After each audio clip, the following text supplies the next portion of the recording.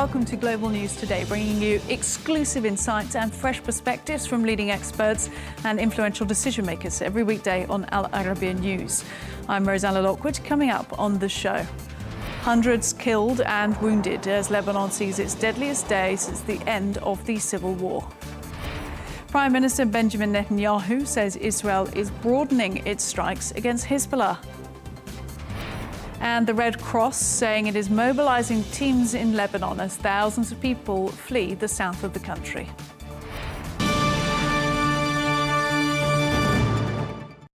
Well, hundreds of people have been killed and wounded in Israeli attacks across Lebanon in what officials are calling the deadliest day since the end of the civil war in that country. Lebanon's health ministry saying children, women and paramedics have been amongst those killed and wounded. Lebanon's education minister announcing schools will be closed for 2 days in areas hit by Israeli strikes.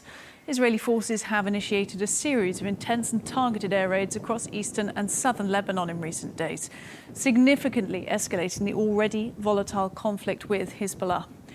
In the wake of these recent attacks, at least one civilian has lost their life, while 17 others have sustained injuries, highlighting the grave humanitarian impact of this escalating violence. In response to the intensifying hostilities, local residents in affected areas have received urgent orders to evacuate immediately from locations associated with Hezbollah, as uncertainty and fears for their safety loom large over their communities. This mass exodus underscoring growing concern for civilian well-being amid escalating military activity. And as tensions do continue to rise, Hezbollah declaring what they term a battle of reckoning with Israel, a bold proclamation that further intensifies the stakes in this already precarious region. The situation remains fluid, with the potential for a broader conflict casting a long shadow over both nations and the wider Middle East. Well, let's get an update from Tel Aviv now with our correspondent there, Sarah Coates. Sarah, thanks for joining us. Look, talk to us about what's happening in Israel right now. What's the atmosphere like? What are people braced for in the coming days?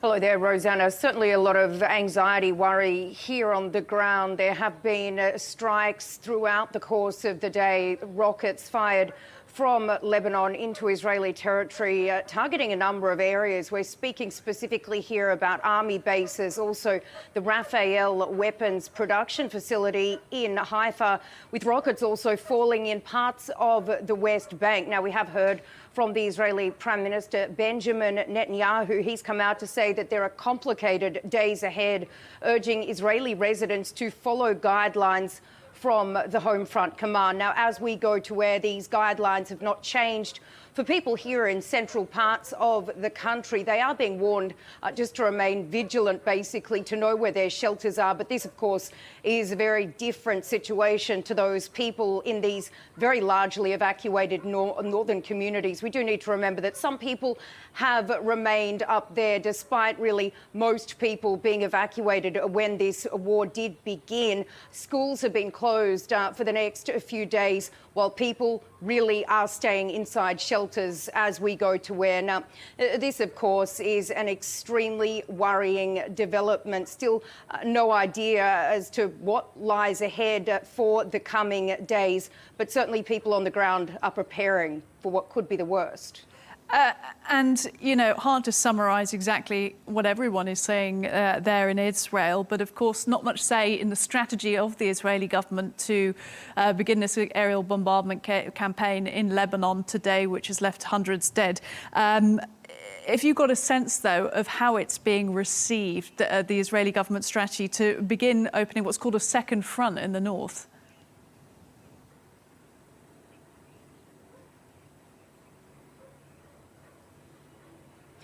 Well, these people in the north, they've been furious, really, with the Netanyahu government for many, many months now. They've been demanding a change to the status quo. They have been demanding that they be allowed to return back home. And they say what needs to happen for this to happen is a change in the security situation. So, of course, these people who have been wanting to go home, I'm sure they will be happy that something is being done about it. But as you did mention, severe casualties in Lebanon, 274 people dead. That is the latest number coming from Lebanon's health ministry. 1,000 others wounded, which are extremely worrying numbers. And we did hear from Lebanon's health minister saying that these are expected to rise. But once again, the Israeli government has really been coming under a lot of pressure over these last few months to return these northern civilians, some 60,000 people, to their homes.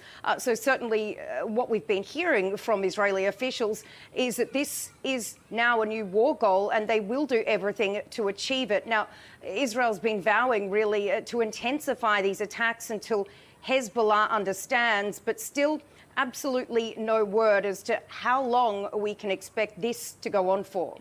Yeah, the pressures on the Netanyahu government you've listed there. Now they're saying this war goal to bring the 60,000 displaced Israelis home in the north, of course, still haven't returned all the hostages from Gaza, as was one of their original stated aims post-October 7th. And that conflict's still happening. So how much discussion is there in Israel of what is also happening concurrently in Gaza whilst the world's attention is on Lebanon?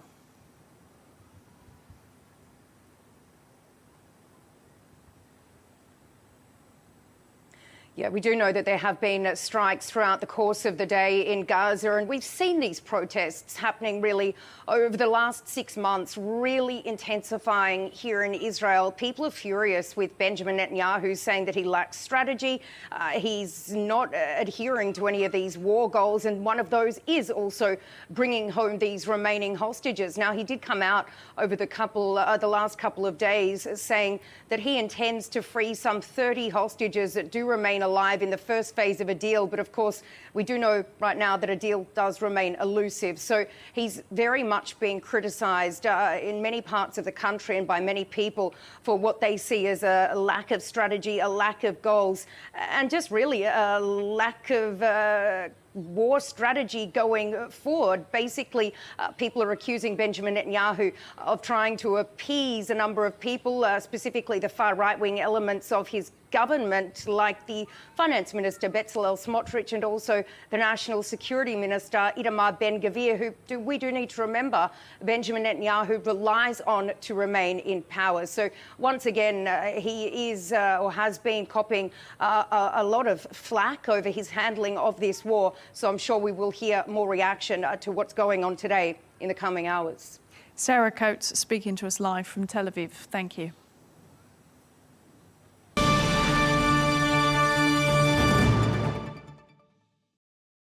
Well, for more, I'm now joined by the Senior Fellow for Middle Eastern Studies at the Council on Foreign Relations and former Special Envoy to Iran, Elliott Abrams. Thanks for making time.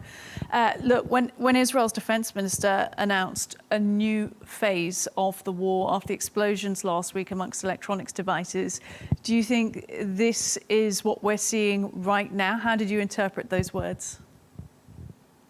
Yes, I think the pagers, the walkie-talkies, and the Israeli bombings of more Hezbollah sites near the border, above the border, and the killing of some of the leaders of the Radwan force, all are precisely what he was talking about.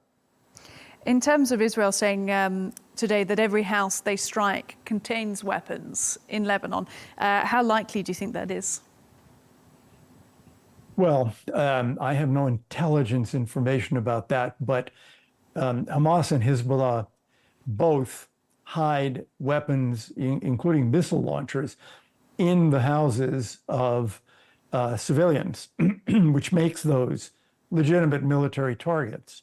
It's a tragic thing, but the blame goes to Hezbollah, because placing military equipment in a private home like that is against the laws of war. In terms of that, then we end up in, again, trying not to draw parallels between the situations because they're very different, Gaza and Hamas and Lebanon and Hezbollah. But Israel saying it has a need to target, civilian areas in order to get commanders like they did on Friday. But of course, then necessarily there are bystanders, there are civilians who are damaged or killed or wounded as a result of those actions as well. So is it defensible what Israel is doing within the goals of trying to, A, sort of return these displaced residents in the north of Israel home, but B, make Israelis feel safer? In my view, it's completely defensible. Remember what's going on here. The war between Israel and Hamas started on October 7th of last year. It did not involve Hezbollah. Hezbollah decided, we want in. We're going to continue to attack Israel until there is some kind of deal that ends the fighting in Gaza. Hezbollah had no reason to do that. It could have stayed out, but it chose to involve Lebanon in that war. That's the problem. Now, as long as Hezbollah is lobbing missiles into Israel, they have an absolute right to attack the forces that are doing that. And Hezbollah has Iranian backing, as allegedly Hamas does too. And let's talk then about Iran, the big spectre behind it all, because over the weekend, words from, and this is from Iranian state media, Iranian Foreign Minister Abbas Araghchi saying that Iran is an ally of Hezbollah, but is not planning a direct act of revenge. This was for the killing of Ibrahim Akil in a targeted airstrike on Friday in Lebanon, saying, quote, this is from Iran, the incident is a matter for Hezbollah and it will certainly show an appropriate reaction in due course. So really putting the responsibility on Hezbollah there and sort of distancing themselves somewhat. I mean, how did you interpret that? Yes, I think that the Iranians do not want a full-scale war between Israel and Hezbollah. I think Hezbollah remains their deterrent against an Israeli attack on their nuclear weapons program. And I think that they don't want that eliminated. So I think they're trying to stay out of this. And I think it's also a message to Hezbollah, don't escalate this because we don't want a full war. It is. It does seem to read like that. And I'm interested in you saying that, given that you were previously a US special envoy for Iran, you have so much knowledge of how that country behaves. And you were tasked with helping achieve a maximum pressure campaign on Iran. Do you feel, given the events that we're currently seeing at the moment with Iranian allied groups, pro-Iranian militias, including people like the Islamic Resistance in Iraq, who've also been sort of firing missiles recently, do you feel like enough pressure has been exerted over the years? No, I don't. I think Iran has a great formula here that works for them, which is they stay back and there are proxies all over the place. The Houthis, the Shia militias in Iraq, Hezbollah, Hamas, attack not only Israel, but in the Gulf, attack neutral shipping, attack American ships, and nobody puts any pressure on Iran. So that works for the Iranians until someone, and it's got to be really the United States, says that game is over. And I think we've not said that.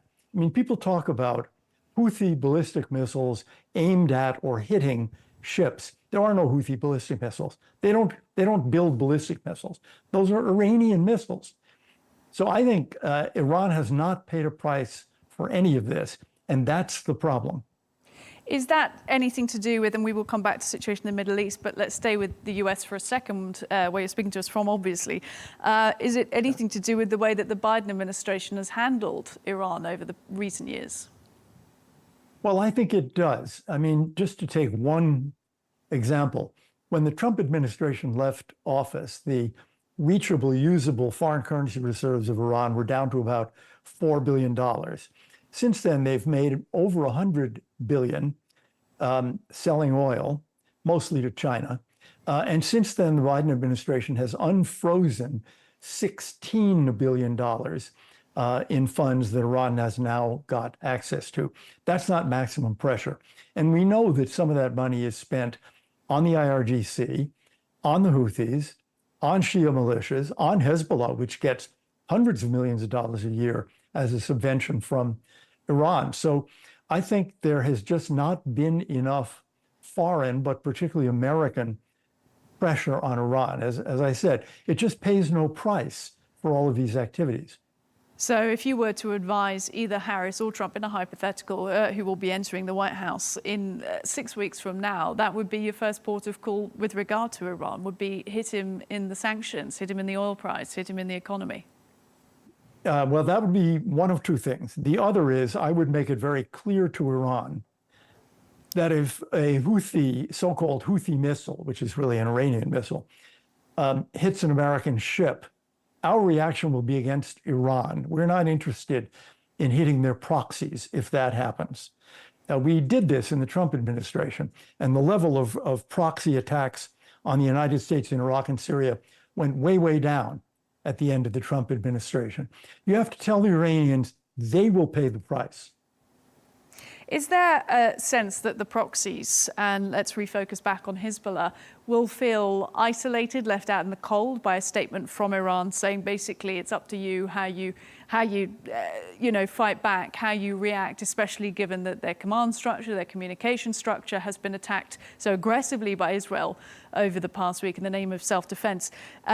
Is there a sense that they'll feel isolated from Iran? Will there be a sense of anger? I think they'll be, I wouldn't say isolated, but I'd say it is a clear distancing. I think that was the word you used. I think that's quite right. And it is a clear message from Iran.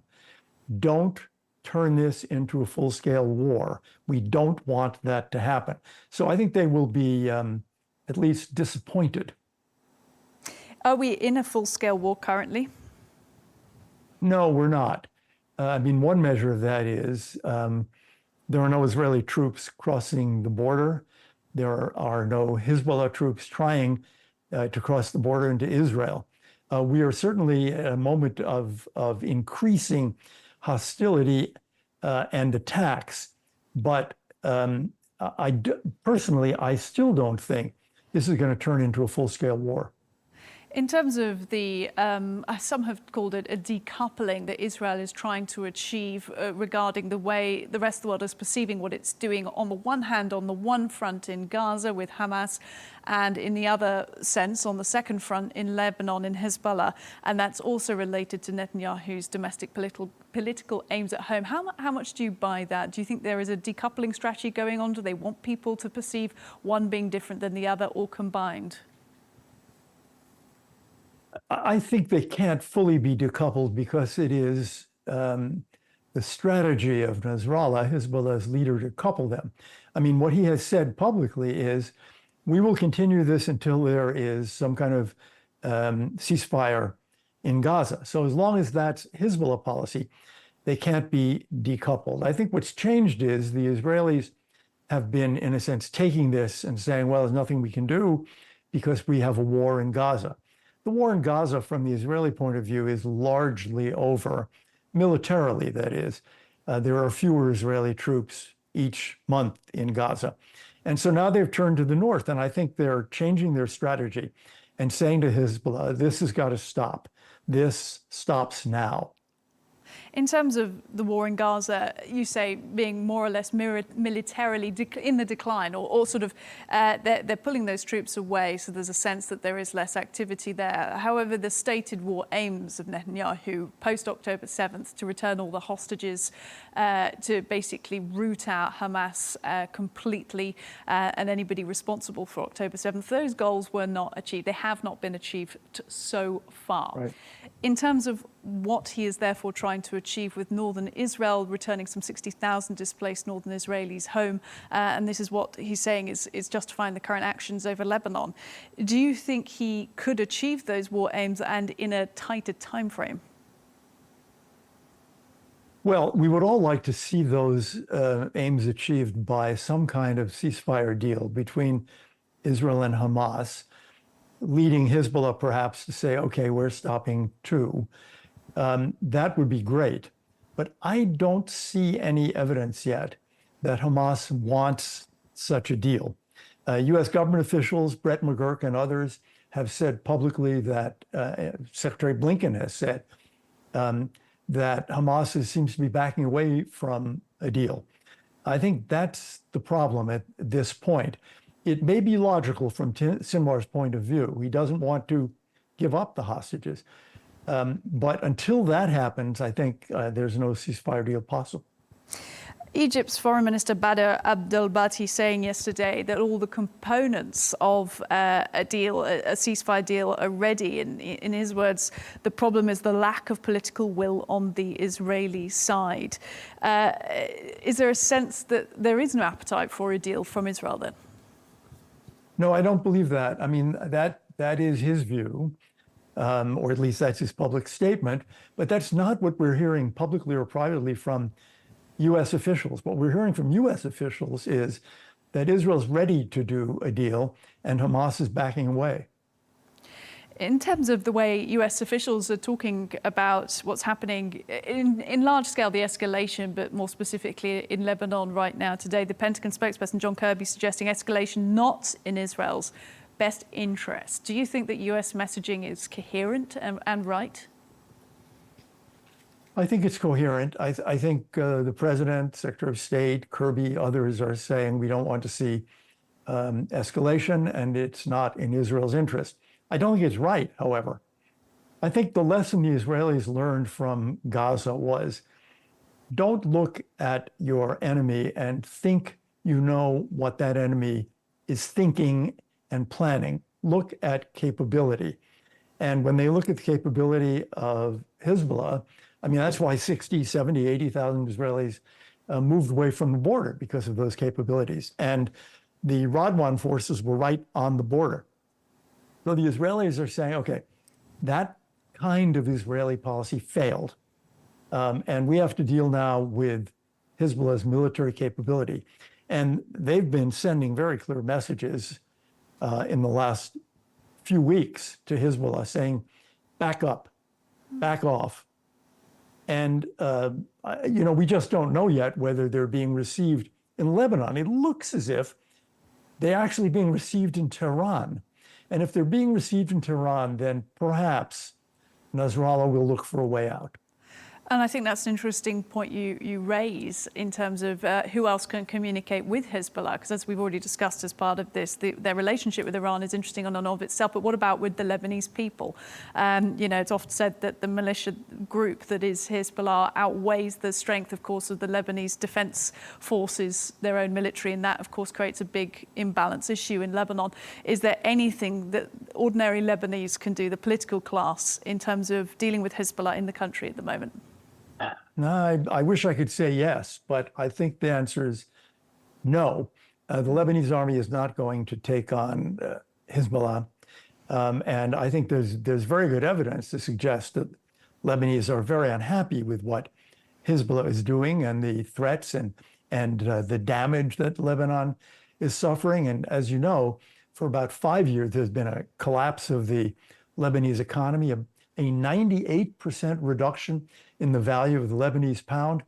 But there really isn't anything Lebanese can do about this. Just another example, for 2 years, there's no president of Lebanon. And that's really because Hezbollah has been unwilling to make a deal with others in the Lebanese political system. So it's a tragic situation. What's needed then in terms of international support for Lebanon? Do you want to see, obviously, some are accusing the UN Security Council at the moment of being somewhat toothless or unable to act much. But what about outside of security? What about funding a diplomatic government support for Lebanon? We all want to see, I think, UN Security Council Resolution 1701 enforced, which would have Hezbollah moving away from the border and the Lebanese army moving down to the border areas. But money alone won't do that. I mean, money is useful for keeping the Lebanese economy afloat, but it won't solve the security issues. In terms of other ways that the US could support this situation now and help de-escalate things just widely within the Middle East, in terms of, we've talked about messaging to Israel, that's been clear from Kirby, but in terms of messaging to Iran, is there anything that can be done? I think there is. I think we're seeing, certainly from the US point of view, we're seeing attacks on Americans and on American ships. We're also seeing a closure, about a 2/3, 3/4 closure of the Suez Canal traffic and dangers in the Bab el-Mandab, the Red Sea. I think the United States could make it clearer to Iran we will hold Iran responsible for that. Particularly the U.S. I mean, it's a fact that both CENTCOM and the U.S. Navy are asking the White House for permission to do more, to push back more against Iranian proxies. They haven't been given that permission yet, but I think if they did push back more, that would be another message to Tehran to pull back, as apparently Tehran is now willing to say to Hezbollah. I almost don't want to take attention away from what's happening in the Middle East and put it back on the US, but given what you're saying there, and given that you held significant positions for Ronald Reagan, George W. Bush, and previously Donald Trump, if we were to see Donald Trump back in the White House in 2 months from now, do you think you would see those kind of messages getting through to the White House? How would he handle the military and defense strategy and foreign policy strategy regards Iran? Well, Trump is always unpredictable, but if you go by the record of his 4 years in office, he would take a harder line. I mean, his policy was maximum pressure. And in 2020, we actually threatened the Iranians and told them that if an Iranian proxy killed an American, our response would hit Iran, not that proxy. So I see no reason to believe that has changed. And I therefore think that he'd have a harder line against Iran. He'd have a tougher, more ambitious line against Iran. And all that being said, Iran will, of course, always have other allies it looks towards, namely, looking north up to Russia, elsewhere in the world. Do you think it feels well supported by its allies at the moment? I think it does. And this has been a change in the last few years that's really terribly negative. I mean, if you go back to the Obama administration before the JCPOA, the Bush administration, even before then, every UN Security Council resolution against Iran, for example, saying Iran could not enrich uranium, was unanimous and included Russia and China. Now, of course, they're protecting Iran in the Security Council. They're trying to protect Iran in the IAEA Board of Governors, and we know that now there's arms trade between Russia and Iran, and we know that they have shipped apparently hundreds of ballistic missiles to Russia. That's a new and different development in the last 3 or 4 years, and of course a very harmful one, dangerous one. Harmful and dangerous, and is there any way of stopping such an action from taking place? Yeah, there is one that I'd like to see.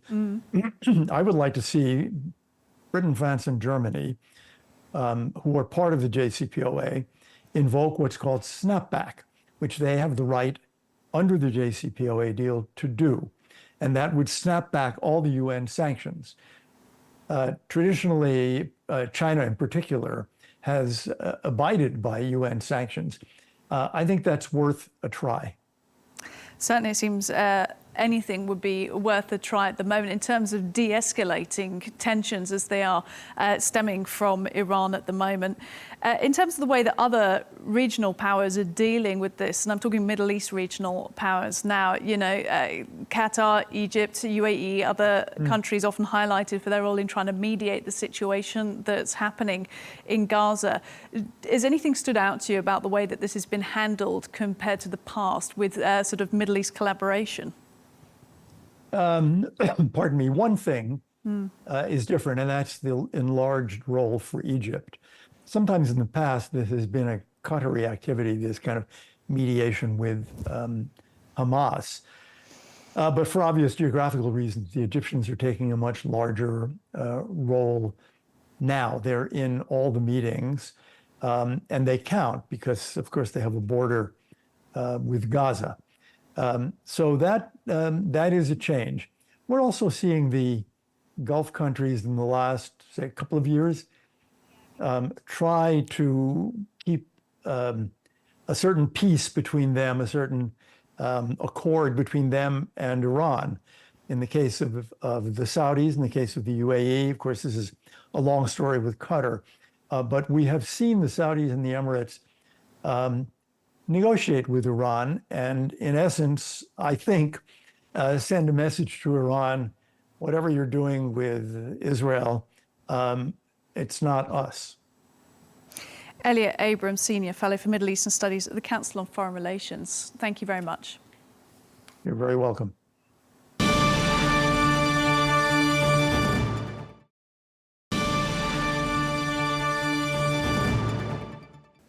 Well, let's get a different perspective on events happening in Lebanon now. I'm joined by a clinical psychologist and president of mental health charity Embrace, based in Beirut, Mia Atoui.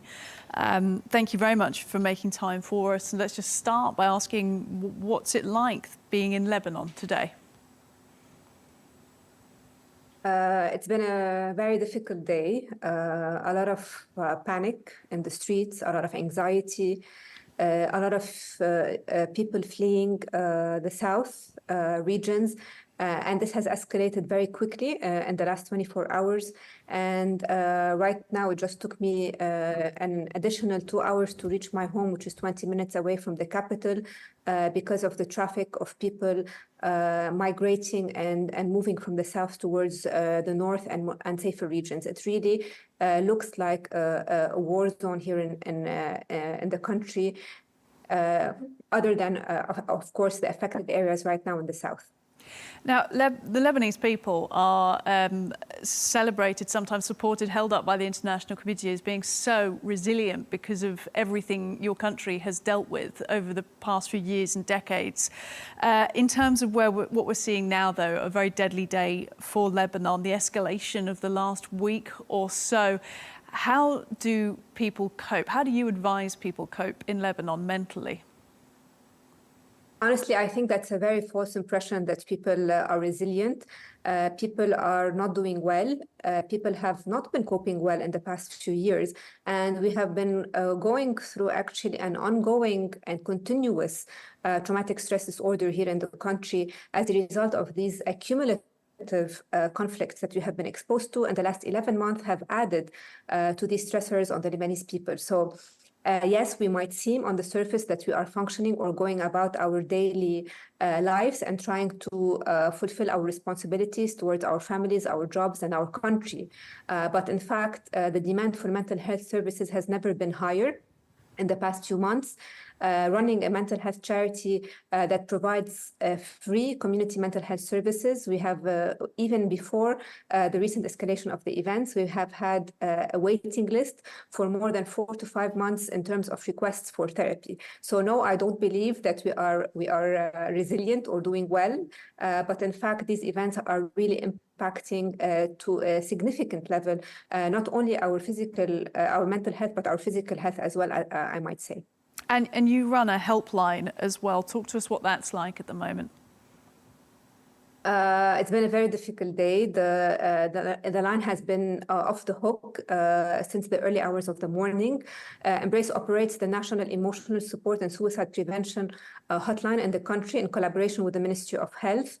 It has been a difficult time to get even our volunteers who operate this lifeline on a 24/7 to be able to commute. Many of them in the last few days have been suffering because they have had to evacuate their homes in the suburbs of Beirut, or evacuating their homes in the south, and have had difficulty even themselves reaching our call center to be able to serve their duties toward our community.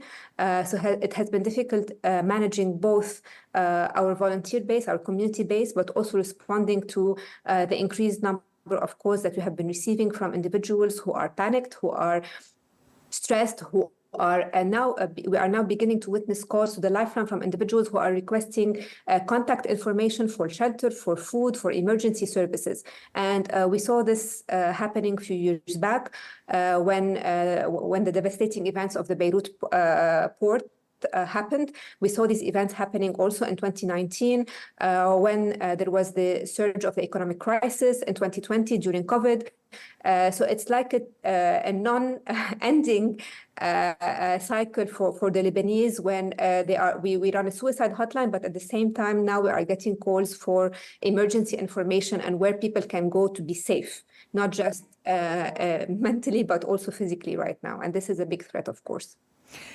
In terms of you talking to us and talking about what it's like to be Lebanese and for the people that you help in the country right now, Is there a psychological part to that it does something to share, to tell people about what's happening, to tell people about what you're going through, rather than, for example, keeping up the appearance of a resilient state, which you said, obviously, you don't agree with?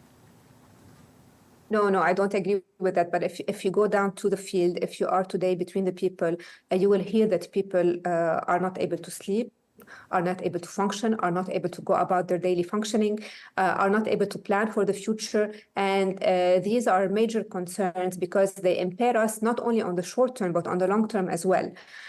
So what people are suffering from today is, again, I say this, an ongoing traumatic stress disorder.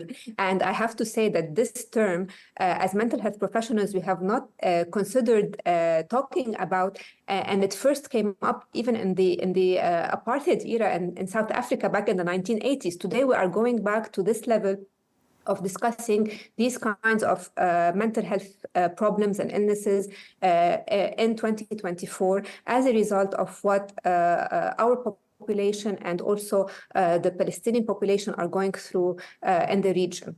And these have serious implications on people's well-being over the next few years. And when you talk about the implications on well-being over the next few years, it's mentally, obviously, but is it what other effects does it have? Physical? Is there effects on relationships, families? Of course. We are already witnessing these effects on our community, on our society. In the past few years, we have witnessed a mass exodus of the Lebanese population to other countries, and we have continued to see this since the end of the summer this year and since the beginning of the war, actually. So this is a huge impact on our Lebanese society, who is losing most of its people, most of its youth, who will be able to bring back the country on its feet in a few years. These people now are in other countries. But yes, there is also an impact on our physical health. We know that continuous traumatic stress impacts the nervous system. It decreases our immunity. And we have also witnessed in the past few years in Lebanon an increase in certain diseases, certain cancers, certain illnesses that were not as prevalent in the Lebanese community and are hitting people who were previously healthy and young. And we are beginning to wonder why these physical illnesses are also impacting our healthy and young community. And this must have a tie to the mental stress that they have been going through.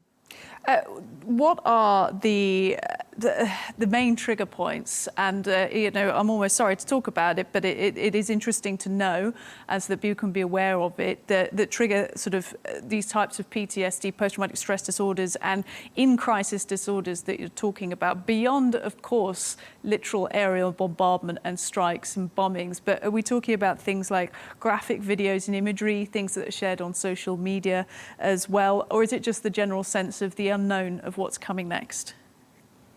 No, it's a combination of both, of course. People have been stuck to their screens for a very long time, and of course in the last 48 hours even worse, but it has been ongoing for the past 11 months, where we have been living in uncertainty, waiting. Every day, every week, we have an event that will tell us, or that will make us ask the question, what will happen next? Will it be tomorrow? Will it be in the next few hours? Will it be in the next few weeks?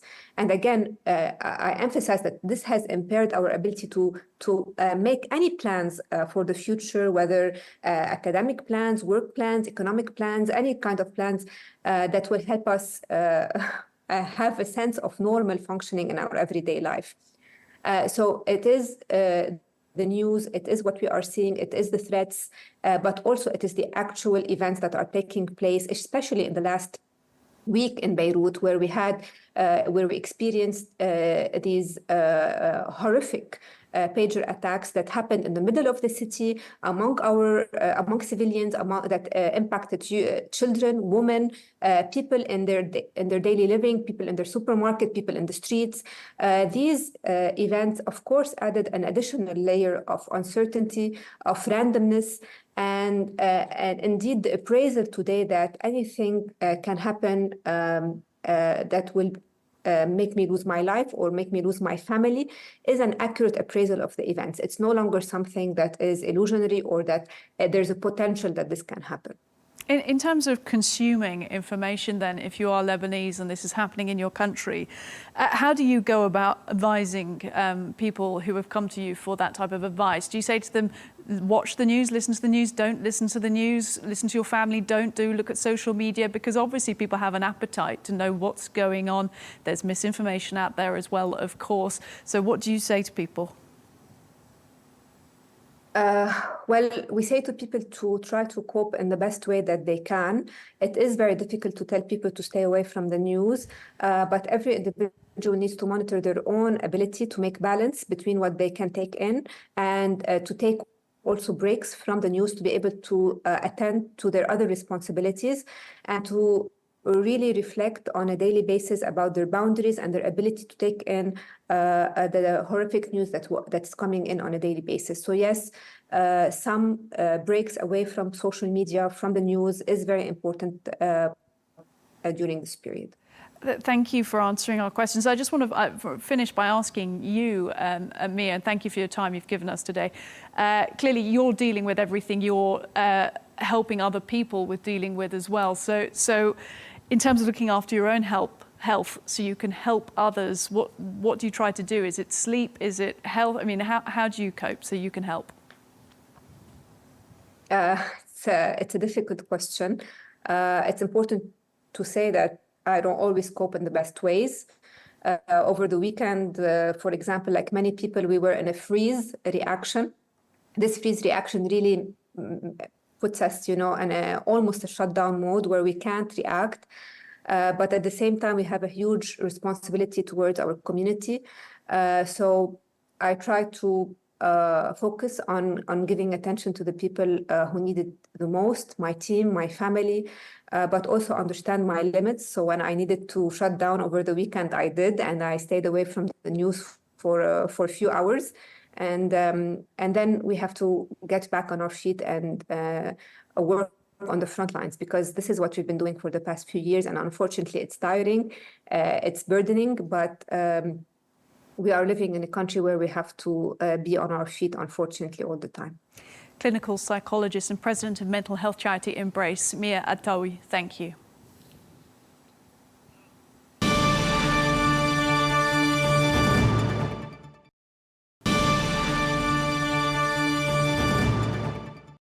Well, I'm now joined in the studio by military expert and advisor to the Al Arabiya Network, Riad Kahwagi. Thank you very much for making time.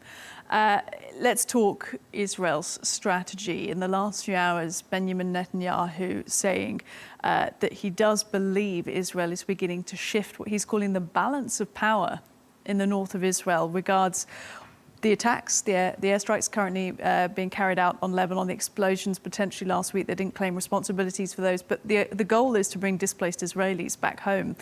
What do you make of his comments there? Do you think balance of power really is being shifted? I think what we're seeing right now is Israel using its overwhelming force to create a situation where we have total chaos.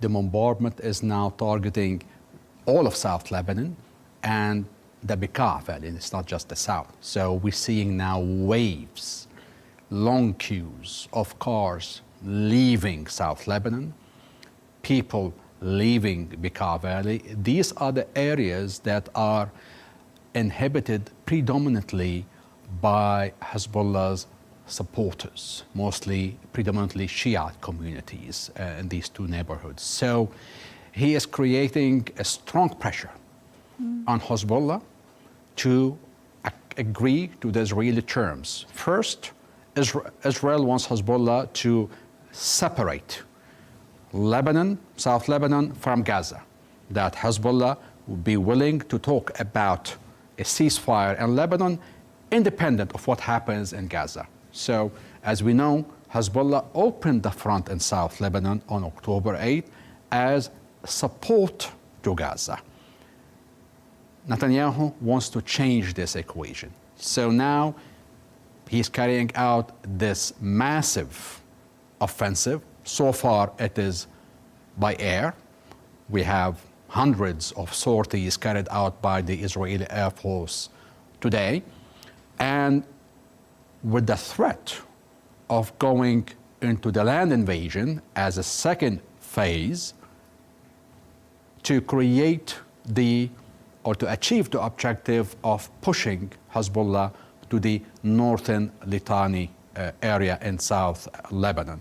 So right now, I think Netanyahu, the Israeli government, is hoping that this bombardment, this air campaign, might be sufficient to convince Hezbollah to go and seek diplomatic solution, separate the Lebanon from Gaza. Otherwise, they're preparing the ground for phase 2, which is most likely is a ground offensive.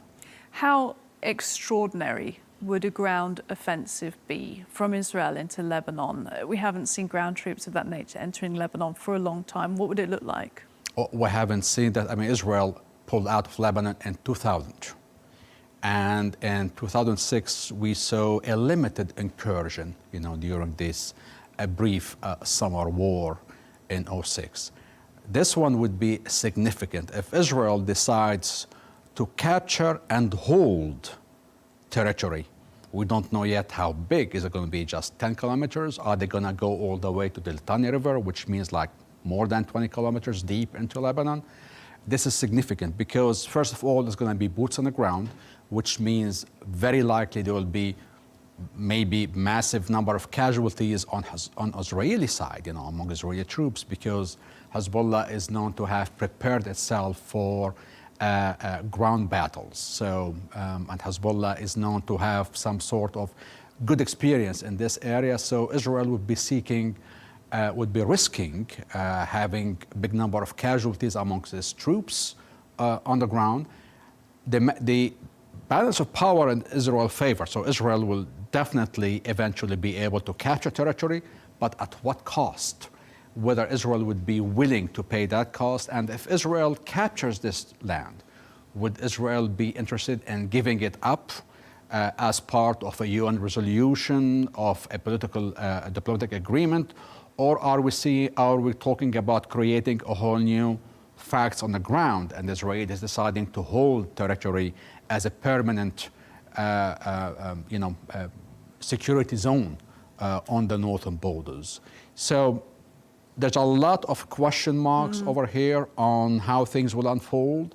I think right now the Israeli government has put a strategy in place, and I think we'll play it by ear. They will see how much Hezbollah would be receptive to this strategy, and how strong will Hezbollah show a sort of resilience, resistance, and I think they will build on this. Interesting. So whilst you're clear there that Israel would be the sort of the stronger pair of hands at the moment, if it did decide to do that, they would still feel a very strong response from Hezbollah.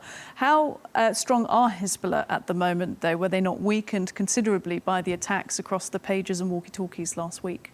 Definitely, Hezbollah received some strong hits over the past week.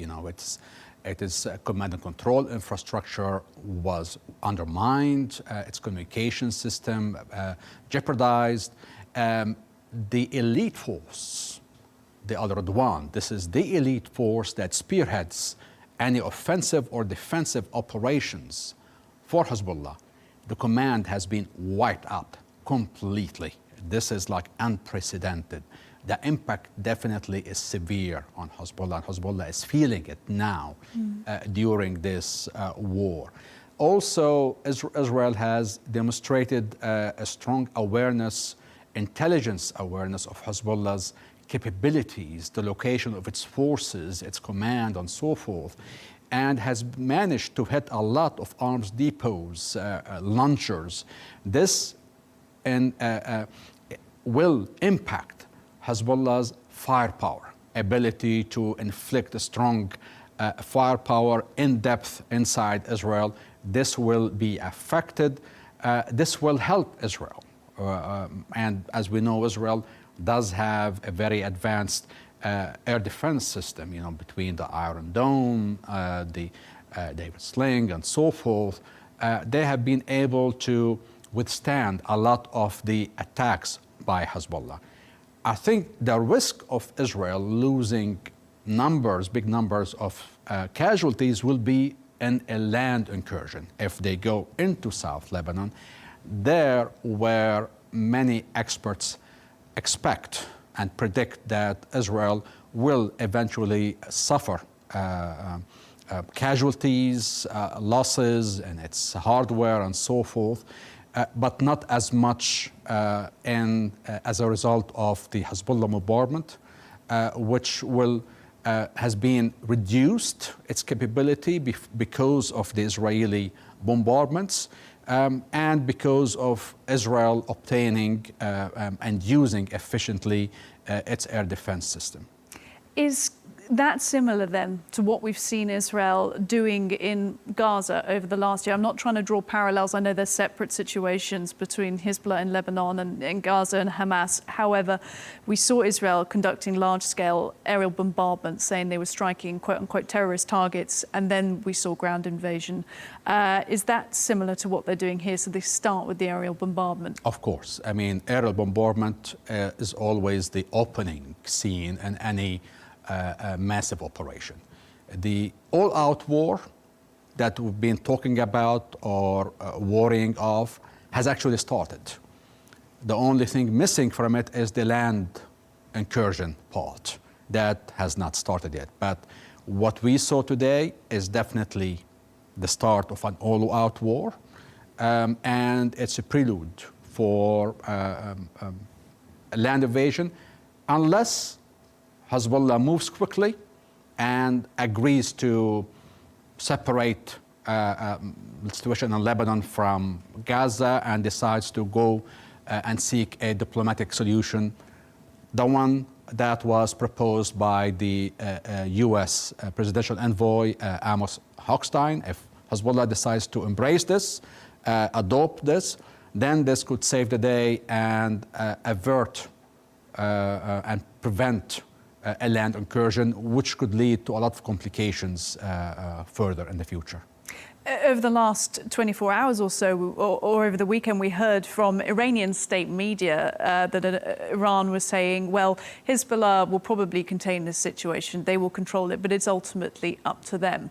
Iran-backed Hezbollah, that is. So do you think when it comes to Hezbollah engaging in negotiations, as you're talking there, and accepting some sort of diplomatic agreement, they would be acting independent of Iran, or would this be with Iran sort of around the table or behind the table?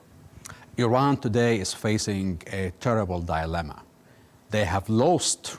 They had, before October 7, 2023, Iran had Israel sandwiched between two fronts from the south and the north. They had Hamas in the south and Hezbollah in the north. After what happened since October 7, Hamas has been degraded considerably, and therefore we can say Iran lost the southern front. Now it's facing the possibility of losing the northern front if Israel managed to degrade Hezbollah's capability considerably. And by this, Iran would lose two bargaining cards that has helped it in negotiations with the US, with Europe, with so many players. So this is a big risk Iran is taking now. And also Hezbollah and Hezbollah's popular base in Lebanon is raising big question marks. You can see this over social media. Where is Iran? I mean, Iran, which has been threatening and promising retaliation and intervention and wiping Israel out, today is talking about negotiation opportunities, talking about the Americans as being friends, and talking about opportunities to reach a nuclear deal. So as if they were being used by the Iranians to achieve political ends. So the situation right now is very volatile for the Iranians, and they are risking losing what they have built over the past few decades in northern Lebanon, on Israel's northern borders, and southern Israel. And this is going to, impact their bargaining power vis-a-vis the West and regional countries. really interesting. Let's now think about Israel's perception, the rest of the world, and how it's perceiving, supporting or not Israel in what it is currently doing. Obviously, the US has come out in the last 48 hours and said they hope for anything but military escalation, but they're the biggest aid donor, sort of funder of Israel. Clearly, that's not curbing Israel in terms of what it's trying to do. What about more allegations of war crimes? For example, the scope of the aerial bombardments. Israel according these very sort of precision targeted strikes on terrorist infrastructure. Other people are saying these are civilian areas. Could this be something that would increase pressure on Israel?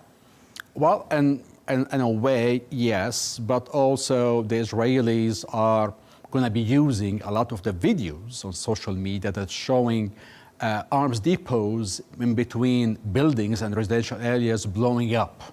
So they're going to be claiming that, you know, a lot of our strikes were against arms depots, arms launchers, missile launchers in between the buildings, and here are the proofs. You know, there are on social media quite a good number of videos showing this. So the Israelis will be using this as a line of defense, you know, to justify their massive strikes. Right now, we don't have people on the ground so far independently verifying, you know, every strike, whether it actually hit that many people. But right now, we have the health authorities in Lebanon talking about a few hundred already casualties between killed and injured as the result of this massive air campaign today. So, and same thing, same scenario you're going to hear, we heard in Gaza, we're going to see again, repeated in Lebanon.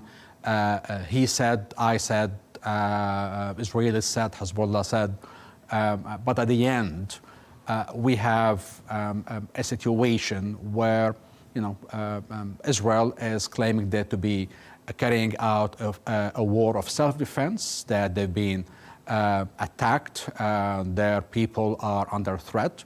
And the same way from the Lebanese side, you're going to be hearing these claims. But the difference here is that Israel is talking as a state, while in Lebanon you have a group that has declared war. And we know in Lebanon we have a division. We have half the Lebanese parties today are against what Hezbollah is doing and have been calling for Hezbollah to stop firing on Israel.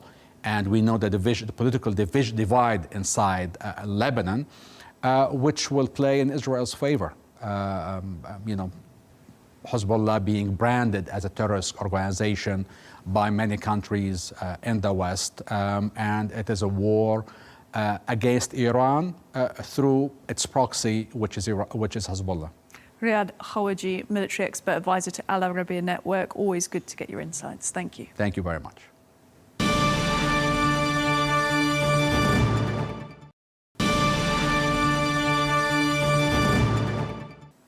Well, for more overseas reaction to the situation in Lebanon, I'm joined now by the former UK ambassador to the United Nations and National Security Advisor, Sir Mark Lyall-Grant. Thank you for making time for us. This is being described as the deadliest day in Lebanon during this most recent year-long build-up of conflict between Hezbollah and Israel. Given what we saw happening over the course of last week and over the weekend, did you anticipate it getting so bad today? Well, I think it's inevitable once Israel had established a new war goal of permitting or allowing these 60,000 evacuated citizens to return to their homes in northern Israel, because clearly those people are not going to return unless they feel safe from Hezbollah rocket attacks. So I think the intensification that we've seen coming from Israel, because the escalation is coming from Israel rather than from Hezbollah, is designed to try and achieve that new war goal that Netanyahu has set out. Well, and indeed in the last few hours, Netanyahu himself saying the words, he believes the balance of power is indeed shifting in the north of Israel, thanks to these recent actions by Israel to try and redress some of that balance. What, though, do you say to some sort of analysis that this is only going to further escalate and create bigger reprisals from Hezbollah or indeed from Iran? Yeah, I think that is certainly a very big risk, and the biggest risk we've seen of escalation since the attacks by Hamas a year ago, nearly.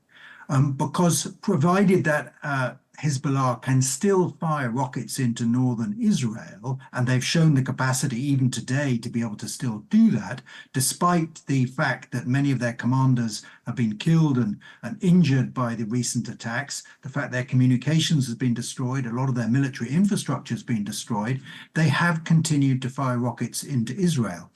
And I don't think an intensification of the air bombardment alone by Israel will prevent them continuing to do that. Indeed, I would expect, as we're beginning to see, some of the militias in places like Syria and Iraq that are allied to Hezbollah and Iran will themselves join in trying to fire rockets into Israel. So the question now is, does Israel have to escalate even further beyond the bombardments we've seen in the last 48 hours in order to achieve this new goal that they've set out?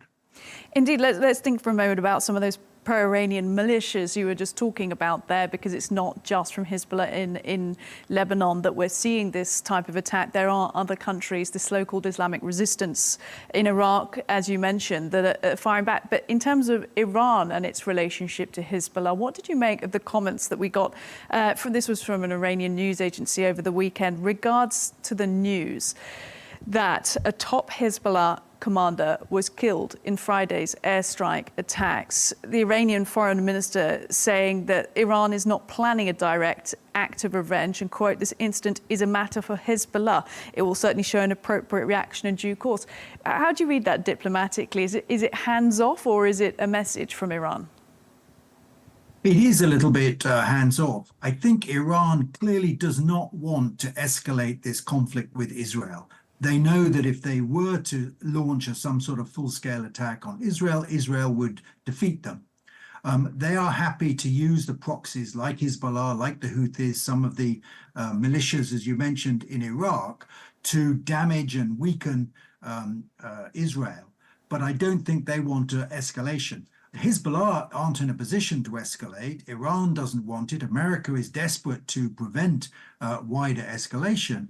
Really, it's only Netanyahu and his cabinet who have a potential interest in escalating this conflict further with Hezbollah. Indeed, and it seems that even the US, one of Israel's closest allies, is trying to call for restraint, or at least diplomatically try and rein Israel in, saying they want anything but military escalation. But are you seeing that having any effect at all on the way Israel is conducting itself? Well, not really, no. I think the American administration has done a very good job over the last 12 months in acting as a deterrent against escalation into a full-scale regional war. We saw them sending very strong messages privately and publicly to Iran right at the beginning of this conflict 12 months ago. They've moved a fleet into the Eastern Mediterranean. So I think they've done a good job. But it's clear that in the last few months, the Biden administration is getting very frustrated with Benjamin Netanyahu and his cabinet because he is not taking their advice. He is not compromising on the possibility of a ceasefire in Gaza, and he is not listening to their warnings not to escalate matters with Hezbollah. So although I don't expect the Americans to change their fundamental position of support to Israel, and how could Joe Biden do that 6 weeks before an American election, but nonetheless, there is no doubt there's deep frustration in private now in Washington at the way Israel is conducting this conflict. Indeed, I've spoken to analysts from the US over the past week or so who've actually suggested that the timing of this strategically from Israel may have been timed within the sort of the 6-week window of the US general election. I mean, that might be too specific in terms of when exactly they've timed it, but just in that sense of by the Biden administration not actually being able to do much right now. I mean, how planned do you think it was? Well, I think they were always planning to sort of escalate against Hezbollah when the sort of ferocity of the fighting in Gaza was on the decline. I think what we've seen is maybe a slight acceleration of the timing because it does seem that there is some truth in the suggestions that Hezbollah were beginning to discover that some of their pagers and their walkie-talkies had been tampered with. And so the Israelis exploded those devices maybe earlier than they had planned. But having done that, they're clearly wanting to take advantage of the damage that's been done to Hezbollah structures and command and control to sort of maximize the opportunity to push the Hezbollah away from the Israeli border, if possible, north of the Litani River. I'm not sure, however, that they will be able to achieve that without escalating further by a land incursion into Lebanon. And that, of course, would be a whole new avenue opening up.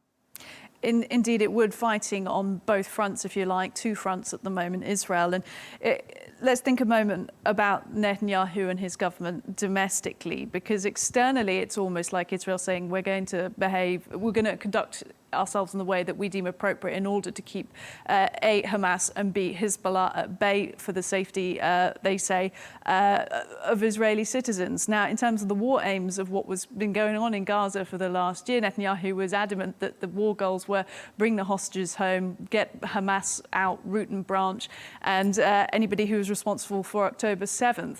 Then with Hezbollah and Lebanon, what's currently happening, he says the goal is to get those 60,000 or so displaced Israelis in the north of Israel back to their homes. He hasn't succeeded so far in that first branch in Gaza. It hasn't, those war goals have not been achieved. Do you think this second front, what is happening up with the Lebanese border, he's trying to prove to the domestic public at home in Israel that he can achieve some war goals? Well, I think that's one of the fundamental problems that Netanyahu has faced. He established 12 months ago, right at the start, in response to the terrorist attack by Hamas on Israeli citizens, unachievable war goals. He established these goals, as you mentioned. He hasn't been able to achieve them and probably never was going to be able to achieve them. So he's had to sort of double down, because not only are there still hostages being held by Hamas, Hamas has still got some military capacity, and he's now set this additional war goal, as you say. I don't think as a distraction. It's always been an ambition, of course, of the Israelis to allow their citizens to live anywhere within the territory of Israel. But nonetheless, I think he is finding it extremely difficult to achieve these goals, but it hasn't held him back from setting new ones and escalating the conflict further. In terms of the UN, let's go back to the diplomatic experience that you have such a vast amount of. And, you know, some have accused the UN recently, especially UN Security Council, of being somewhat toothless when it comes to dealing with these conflicts, especially due to divisions over what's been happening in Ukraine the past few years. Can they do anything with regard to what's currently happening to try and de-escalate tensions? I don't think the UN Security Council can do much, to be honest. The UN system as a whole is obviously doing a lot, and in terms of the sort of humanitarian relief for people in Gaza, etc. But the UN Security Council is heavily divided, both on Ukraine, as you mentioned, that conflict, and in the Middle East, it's America that is vetoing any attempts to resolve the conflict. I don't think that will change. It's always been a feature of the United Nations that when the sort of fundamental interests of one of the major powers, the permanent members, is at stake, then the system does get paralyzed. It doesn't mean there's no activity, but it does mean that it's unlikely that the Security Council itself will play a role. The people who are playing a role, as we know, are the Americans, the Qataris, the Egyptians. They have much more influence on events on the ground than the international community does at this stage. Yeah, and it would be remiss of us to talk to you and not ask you whether you thought the UK would have any impact at all when it came to this. Well, the reality is it doesn't have a huge amount. The new Labour government in the United Kingdom that's been in power now for 3 months, they have shifted the position slightly on this conflict. As we've seen, they've suspended some of the arms sales licenses to Israel. They're no longer supporting Israel in the court case brought by South Africa in the International Court of Justice. And they've resumed humanitarian aid assistance to UNRWA, the UN body that helps Palestinian refugees in Gaza. So there have been some subtle shifts of policy. but I wouldn't pretend that they have actually changed anything on the ground or have much influence on the Israeli government. It is the Americans that, in the West at least, have the only influence and authority over Israel. But of course, in the run-up to a general election in America, they are not about to cut off all ties with Israel. No, and in terms of other forms of international pressure, of course, there's been that arrest warrant against Netanyahu over previous months that's being challenged, or at least through the court system. But in terms of war crimes alleged to have happened or to be carried out by Israel as well, when you think about things like sanctioning weapons sales and stuff like that, in terms of war crimes, there has been allegations that even the exploding pagers and the exploding walkie-talkies we saw, those attacks that happened across Lebanon last week, despite the fact that Israel has not claimed direct responsibility for them, they could be constituted something of a war crime because of the way they happened in civilian places, and people standing by may have been injured as well. Could you see that adding more pressure on Israel at the moment in terms of their behavior, those types of charges? Well, certainly you're right. Volker Turk, who is the High Commissioner for Human Rights at the United Nations, said very clearly in the UN Security Council meeting on Friday night that the exploding pagers was a violation of international law. Now, many of the UN system have already said that over the last 12 months, Israel has committed multiple breaches of international humanitarian law by the way they have conducted their self-defense against Hamas. But that has not had any impact on the Israeli government. And actually, it's more likely to lead to Netanyahu doubling down, because he knows that once this military phase is over in whatever way, because at some point it will come to an end, not only his position in Israel, his government is likely to fall and he will be out of power, but there is a high risk that he will be arrested or put in prison or unable to travel internationally because of these international arrest warrants. So he is more protected in the position when he's actually prime minister than he will be when this phase of the conflict is over. And I'm just interested to get your view on how Lebanese politicians are dealing with this at the moment, how Lebanon is dealing with this situation with Hezbollah in the country as well. Well, the Lebanese government has been in a difficult position over the last 20 years with respect to Hezbollah, because Hezbollah, as well as being a terrorist organization as far as the West is concerned, is also a political force within the Lebanese state. And therefore, when Israel asks the Lebanese government to get Hezbollah under control, they don't really have the capacity to do that. And unfortunately, Lebanon is one of those countries, Somalia, for instance, Sudan is another, where the sort of informal forces, the militias, are more powerful than the Lebanese armed forces. So they're not in a position to discipline or control Hezbollah in any way. So it must be deeply frustrating for non-Hezbollah members of the Lebanese government, because they have allowed to grow, if you like, or that they haven't been able to prevent the growth of a state within a state in Lebanon. But that ship has sailed, and I just don't think the Lebanese state is strong enough to be able to do anything about that in the near future. It's been really good to get your perspectives. Thank you for sharing them. Sir Mark Lyall-Grant from the UK. Thank you, Rosanna.